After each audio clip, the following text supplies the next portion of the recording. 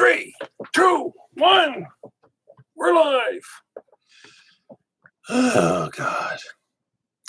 Hey, everybody, it's Peter. And tonight was the season finale of Westworld Season 2, Episode 10, The Passenger.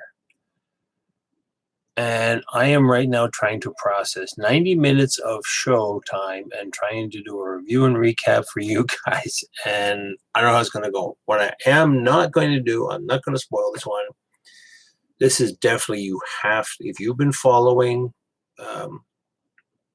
with fidelity throughout the series, you have to watch this. Obviously, you have been following fidelity, you are going to watch the end. It's as simple as that. But yeah, this is this is like the best.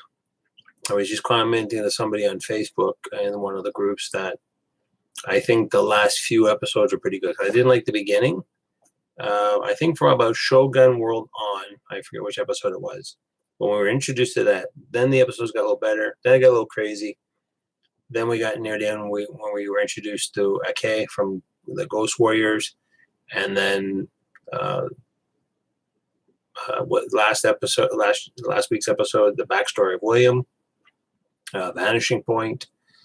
Like, those episodes were like just wow. And like, it wasn't about shooting and guns and whatever else and trying to make our way to the door, because the door wasn't meant for you. And actually, that's a joke in this episode too. There's like, oh, there's the door. And a couple of the humans that are along for the trail, like, that means nothing to me. I absolutely see that. I forget how that goes again. Or that doesn't mean anything to me, or it doesn't make sense to me. Anyway.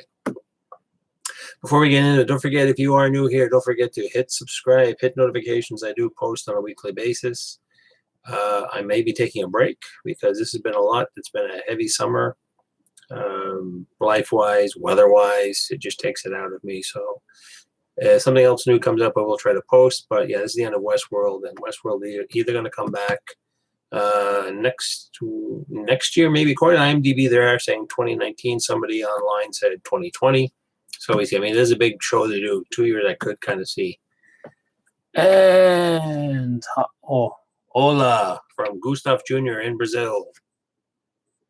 Yeah, so I'm not really going to spoil this too much. I just want to cover some bases. Basically, the episode is called The Passenger. So, and we are passengers of one form or another, whether it is you're a digital passenger or you're a passenger on the train of life, that sort of thing, excuse me.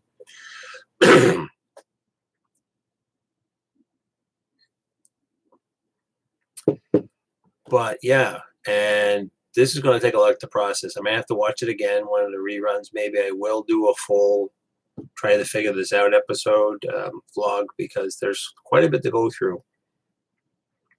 What is cool, we actually get absolutely everybody together at one common focus point in the for this episode. And I thought it was just going to be like, oh, we were done in an hour, and then I didn't realize until I switched the info, like, oh, it's a 90-minute episode. So lots and lots to cover, but we do cover everything. We do come full circle. When if you remember from episode 1, we found Bernard washed up on the beach. Well, we found out why Bernard was washed up on the beach and everything leading up to that. And again, the timeline's not too confusing. It's sort of slightly before, they go and we find out where the forge is. And so I'll mention a little bit about the forge. So we do sort of lead up to the forge, and the forge is basically the accumulation of all guest knowledge in a massive database underground, similar to the cradle, but the cradle is the host information. The forge is all guest information. And it's a combination of, Bernard's trying to make it. Dolores, she bumps into the Man in Black. They're making their way towards it. And then you've got Hale and her team. They're on their way with it. And they also got Clementine, if you remember from last episode. She has now Maeve's Jedi powers, but just totally set to kill. So she doesn't even do any hand gestures or anything. She just basically walks into a crowd and everybody starts ganging up. So we see that later on in the episode. So again, I'm going to try and keep it short, and not going to talk too much. This is definitely a maybe a few days down the road, or depending on my schedule is, we do have a long weekend coming up in Canada for our Canada's Day, which is July 1st. But I might be doing stuff then too. So I maybe give it a week before we do a full, maybe we'll just look back at the entire series and whatever I can remember from it, and we'll try and decipher some of this. But again, there's going to be a lot of theories. I think we're debunked, but there was a slight little, at the end of the credits, they actually threw in a MCU end credit thing where you thought like, oh, is it what the fan theories is? You know, because the big one about, is the Man in Black a host? Is he not? Because there was like, he's getting shot. He's like, but I just said he drank a lot. He's a tough old guy. A lot of tough old guys can take a lot of bullets and that kind of thing. So we don't know what's happening. Really cool. A lot of twists and turns. I'm not big on the theories. I like just to watch stuff and enjoy things. But sometimes you go like, ooh, what's going on with that? But I always like it when I'm pleasantly surprised about the writing. When it's sort of like, because sometimes because I have watched so much stuff because of, you know, I'm kind of up there in age. I've seen quite a lot of stuff. You know, I started watching TV mostly, you know, I grew up in the 60s. So, and I used to just watch stuff for entertainment. And my one friend who's more of a movie buff, I learned a lot of stuff from him. But for myself, I'm not one to sit down and look at, well, what's the simile of this, and why is there that, and why did that happen? Why did the director do this? I just like it for enjoyment. But because I've seen so many stories done and so many movies and TV shows done, then you start picking up on things. Oh yeah, they're doing this, they're doing that trope, they're doing this trope, and just. But what I like about the Nolans, especially like I keep going about Person of Interest, because that was always an interesting show, except for like I was saying, like later on, the last season 4, season 5, and I thought, but the last few seasons of season 2 for Westworld made up for itself, because this was amazing. A lot of things like, oh, that explains, and they did it in such a way that they still kept you a little bit off balance. But okay, you know, you got Bernard hooking up with Dolores going into the forge, but then you've got a scene where it's Bernard with, you know, Carl Strand of the gang and Stubbs and Hale, and okay, now they're in the forge too. So when is this taking place? It looks like Dolores came in with Bernard before, did their thing, and then, but what I'm guessing is that all happened before the beginning of episode 1. So there's a lot of this story is happening like way, you know, before, and then we're sort of getting caught up when we run into the extraction teams and you know the Delos SEAL units. Then we're sort of at present. That's what I'm gathering. But yeah, so as everybody's getting together, everybody's heading toward. We find out what the door actually. There is an actual door per se, but again, like the maze, it is not made for the guests. It's only made for the host, the door. So even though Ford was teasing the Man in Black, old William, with, yes, there's a puzzle for you to go through. But again, we find that it's only made for the host, and it's sort of a, what do you call it? What do they call it in football? It's a Hail Mary. It's basically something to save the host from being, you know, shot, overrun, more, and there's a ton of metaphors in this thing too. Sorry if I'm going to be all over the place, because there's, like I said, a lot of information to digest, and it's going to take me a while. I don't stop taking notes of shows. I'm just fine. Just watch it and just try to retain as much as I can, and just throw it back at you guys. But yeah, and again, tons of metaphors. This means to this, is that, it means to that. We actually get to go inside the forge, like we did go inside the cradle. Again, it is sweet water, but on a different level. And oh yeah, and the interface for the forge is a character we haven't seen for a while, that is brought back to be the representation of the forge interface, because Dolores and Bernard are able to go in with a special little, instead of that little skull cap thingy that Bernard used in the cradle, they have this really funky, just like this little mind scanner kind of shower curtain thingy comes around them, and they're able to go into the forge, you know, mentally. That's how they interface. And, you know, things change as you walk around. So it's like, again, you're in a dream. This whole theme about, you know, am I a dream? Is this now? Are we living in a dream? Is it your dream? Is it my dream? The episode does end similarly in some parts as it did with season 1, episode 10, when Dolores is finding, oh, whose voice is inside of her? Is it Arnold's voice? Is it Ford's face? No, voice. No, it is your inner monologue. And because they were talking about that in the, what was it called? The, I can't say, I probably won't be able to say the word. The bicanarial mind. I'd have to double check that. So I'll write down the notes down below. But that is basically too, when they thought like, is man actually talking to God? No, some people think it's not that. It's just your inner voice talking to you, and you think it's God talking to you. And they sort of touch on that the hosts are actually not hearing Arnold's voice or their creator's voice. It's their own inner voice. And that's what's guiding them along, because there is a part where Bernard, you remember, he tried to purge Ford and saying, I'm going to get rid of you and stop bothering me. And he thinks he's able to bring him back, and it's not. It's Bernard talking to himself, imagining it's Ford giving him instructions when he's actually giving him himself. And actually, there's some really cool, when it comes back around again to more backstory about, okay, how do we get to this point in time in the story? And you see, oh, clever plans are going on. Going afoot, like, oh, it's going that way, going this way. So yeah, just really totally amazing. Again, excuse me. Hopefully we don't have to wait that long. It might be another 2 years. I can wait 2 years. Can always watch the reruns, the HBO.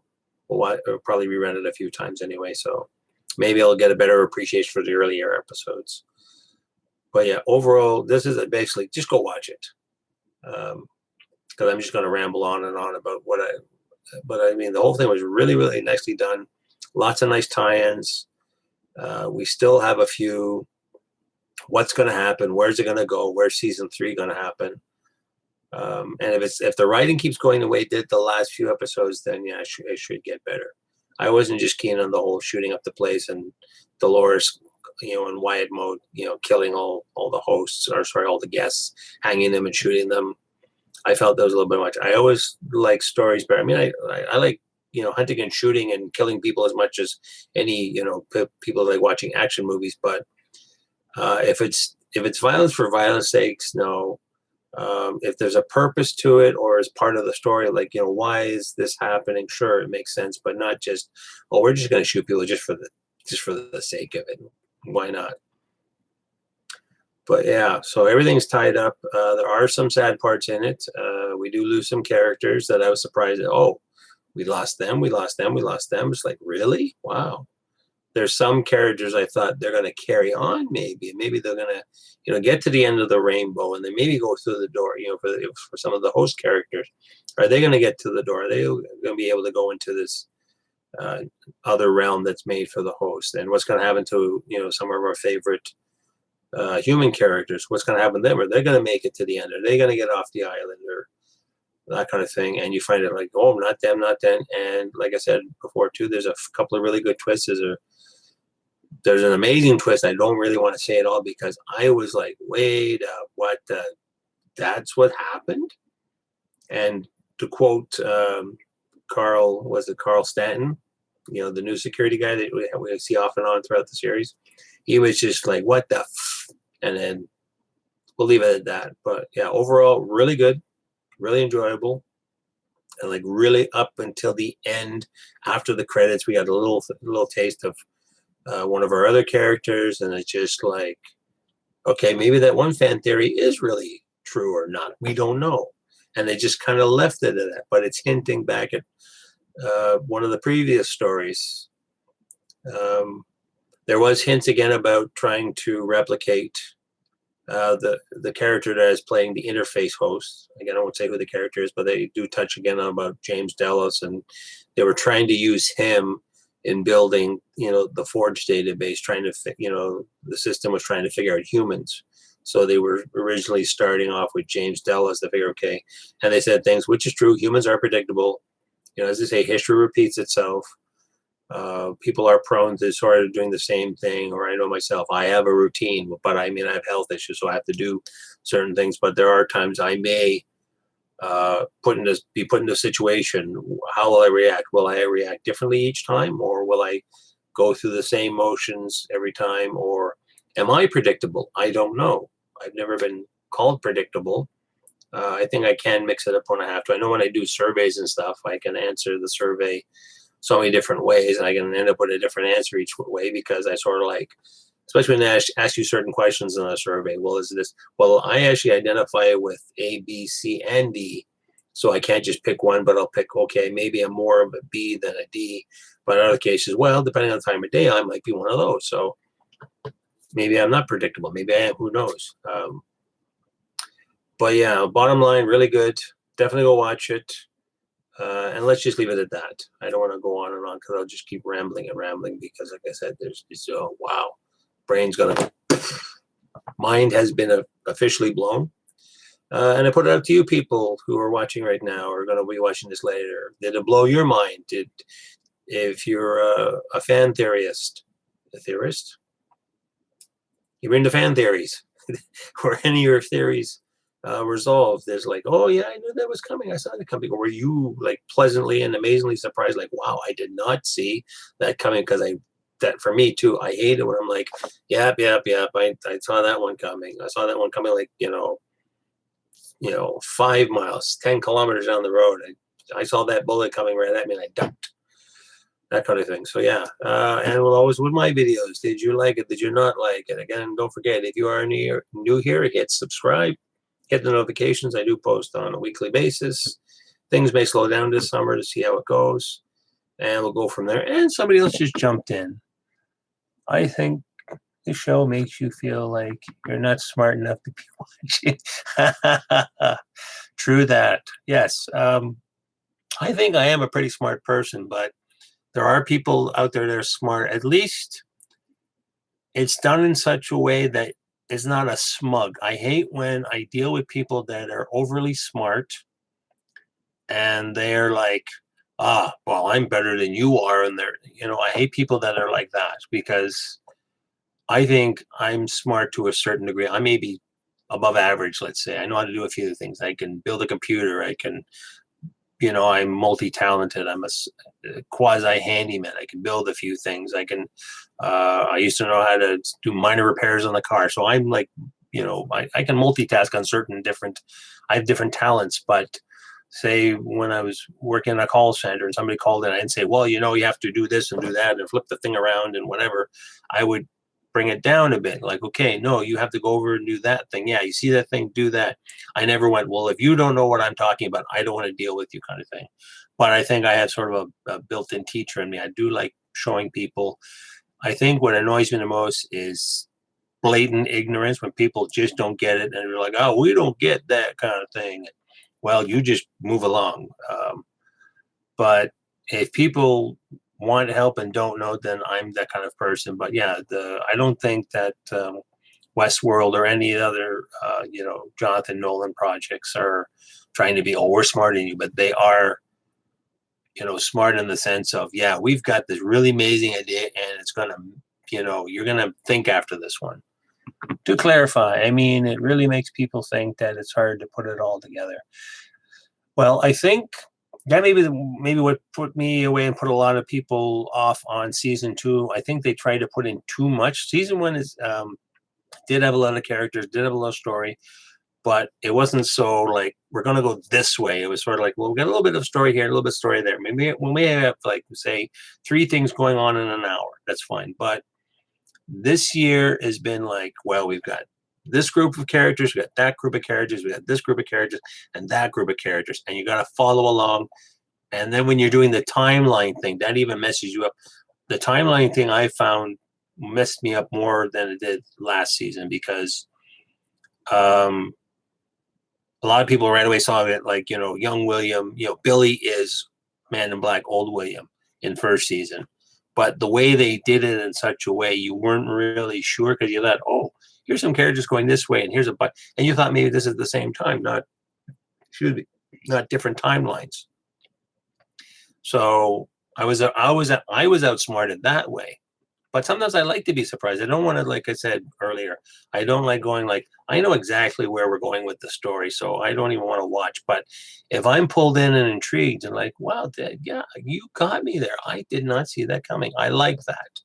But I don't want to be um, that it's done so smartly that I'm just like, well, that's too much for me, and I'm totally confused, and I'm just gonna go watch some cartoons or something simpler for me to understand. So yeah, but yeah, they were trying to be, but sometimes sometimes you can be too tricky, and sometimes. But I think, but this episode, yeah, too. This had a few things going on, but it wasn't like overly done either, so it was easy to follow along. And then when you see it, okay, now I get where they were going with the entire series. So this wrapped up quite a few things. But yeah, I'm going to leave it at that. I may come back again with a more in-depth if I'm up for it. We see how things going. And like I said, don't forget to like and subscribe and hit notifications. I do post on a weekly basis. And as always, we will see you in the next video.